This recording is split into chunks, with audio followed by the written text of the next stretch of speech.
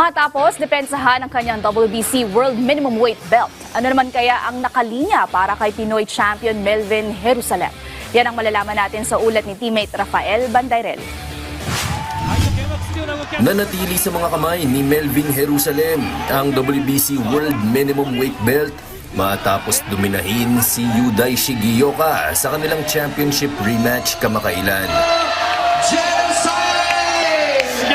Ang nag-aabang kay Jerusalem ngayon, isa na namang rematch. Ngayon naman, kontra kay Oscar Collazo ng Puerto Rico na tumalo sa kanya noong Mayo ng taong 2023. Sa kanyang eksklusibong panayam sa PTV Sports Banter, inilahad ni El Gringo na kasado na ang labang ito bagamat hindi pa planchado ang mga detalye.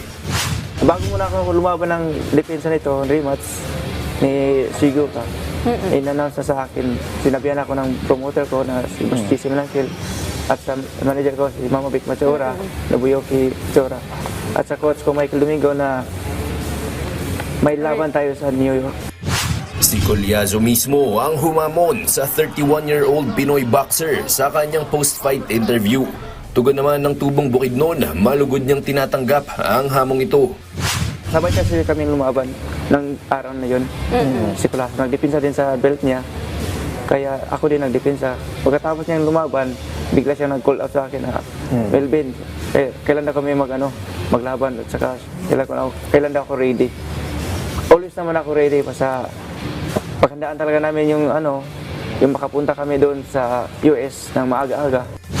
Samantala, binigyang diin ni Jerusalem na prioridad niya ang madepensahan ang kanyang WBC belt at hindi ang pangongolekta sa lahat ng world titles upang maging isang undisputed champion. Kasi sa boxing, may 4 belts yan. WBC, IBF, WBO, WBE. Pero sa apat na yan, ito talaga yung pinaka-dream belt ko talaga po. Kaya hindi ko na yun hinahangad na makuha ko pa yung dalawa, pero didipinsahan ko po ito. Itong belt na to. Kasi kung madidipinsahan ko ito, parang yung darating na iba, bonus na yun sa akin. Rafael Bandairel para sa Atletang Pilipino, para sa Bagong Pilipinas.